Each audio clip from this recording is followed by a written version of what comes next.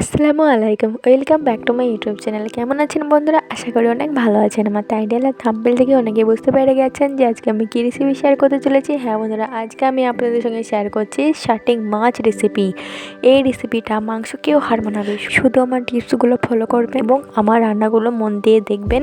এইভাবে রান্না করবেন, সত্যি খুবই টেস্টি হবে খেতে, মানে কিছু বলার নেই। এই মাছটা এতটাই মজাদার খেতে এবং এত সুন্দর লাগে খেতে, একবারে মাংসকেও হার মানাবে। আপনারা প্লিজ একবার হলেও ট্রাই করে দেখবেন।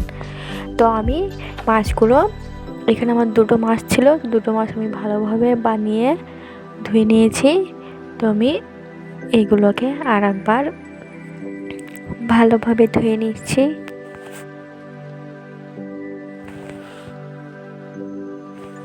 আমার চ্যানেলে নতুন হলে আমার চ্যানেলটি অবশ্যই সাবস্ক্রাইব করে আমার পাশে থাকবেন। আর যারা আগে থেকে এই কাজটি করে রেখেছেন তাদেরকে অসংখ্য ধন্যবাদ। তো আমি মাছগুলো একটা একটা করে বেছে নিচ্ছি এবং ভালোভাবে তার সঙ্গে ধুয়েও নিচ্ছি। মাছ এমন একটা জিনিস, 100 বার ধুলেও মনে হয় না যে ধুয়েছি। যতই ধুবেন ততই ধুতে ইচ্ছা করবে। তো আমি একটা একটা করে মাছগুলো সব ধুয়ে নিচ্ছি ভালোভাবে। আমি এটা ভালোভাবে ধুয়ে এবং বেছে ধুয়ে দিয়েছিলাম, তো আমি আরও একবার ধুয়ে নিলাম।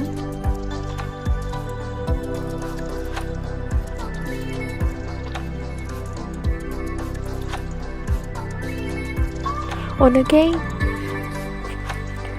তো এখানে আমি কিছু পেঁয়াজ নিয়ে নিয়েছি। এবার পেঁয়াজগুলো আমি ভালোভাবে ধুয়ে কেটে নেব। আপনারা অনেকে একটা কমন ভুল করেন, পেঁয়াজ বানিয়ে ধন, এটা একদমই করবেন না। আগে পেঁয়াজ ছিলে নেবেন, ধুয়ে নেবেন, তারপরে বানাবেন। এতে করে পেঁয়াজটা খেতে টেস্টও হবে এবং রান্নাটা অনেক সুস্বাদু হবে।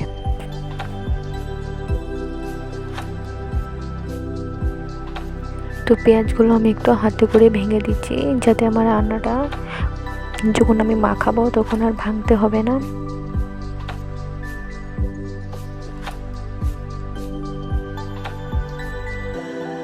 মাছটা তো আর রান্না করার সময় কেউ বারবার লাড়ে না, তো আমি এটাকে ভালোভাবে ভেঙে দিলাম। তো এখানে সব মশলাগুলো আমি দেখে দিচ্ছি। এবার আমি মাছগুলো একটা পাতিলার মধ্যে রেখে দেব। তো আমি আরও একবার ভালোভাবে ধুয়ে নিয়েছি। এবারে পাতিলার মধ্যে আজকে আমি এই মাছগুলো রান্না করে দেখাবো। কে কে এই মাছ খেতে পছন্দ করেন অবশ্যই কমেন্টে জানাবেন।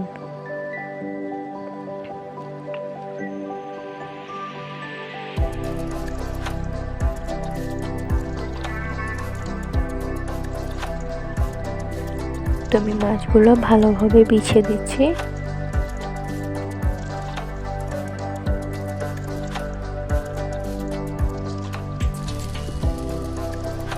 এবার আমি কেটে রাখা পেঁয়াজ কুচিগুলো দিয়ে দিলাম।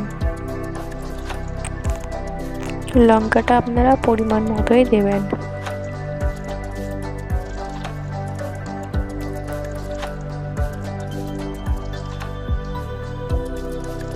এই মাছে যত পেঁয়াজ দিবেন তত টেস্টটা আরও বেশি বাড়বে।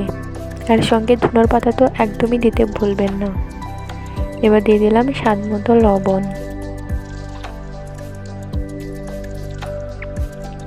হলুদ গুঁড়ো,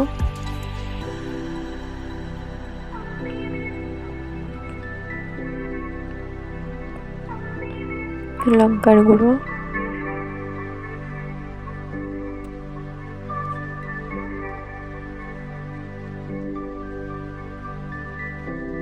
এবার দিয়ে দিয়েছি পরিমাণ মতো তেল।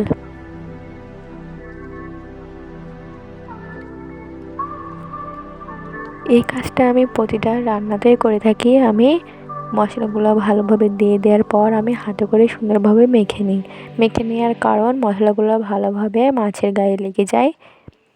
তো আমি এটাই আর লাড়বো না, সেই জন্য আগে থেকে মেখে নিচ্ছি। এবার আমি ভালো করে মাখা হয়ে গেলে পরিমাণ মতো জল দিয়ে দেব।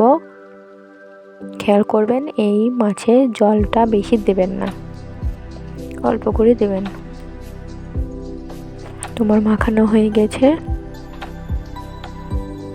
এবার আমি পরিমাণ মতো জল দিয়ে দিচ্ছি।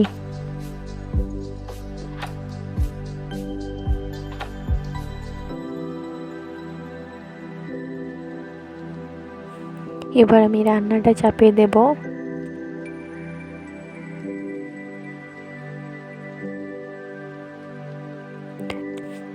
তো এই দেখুন রান্নাটা চাপিয়ে দিয়েছি, অনেক ধুম হচ্ছে সেই জন্য দেখা যাচ্ছে না। এবার আমি ধনেপাতাটা ভালোভাবে ধুয়ে নেব, তারপরে বানাবো, কারণ আগে বানিয়ে ধুয়ে তোলাটা খুবই অসুবিধা হয়।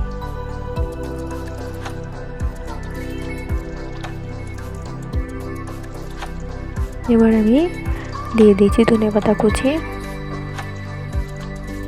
একটু নেড়ে নেব যাতে ধনেপাতাগুলো সববারই গায়ে লেগে যায়। তো দেখুন এখনো অল্প অল্প ঝোল রয়েছে, তো এগুলো আমি পুরোটাই মেরে দেব, কারণ এই মাছের ঝোল রাখে না।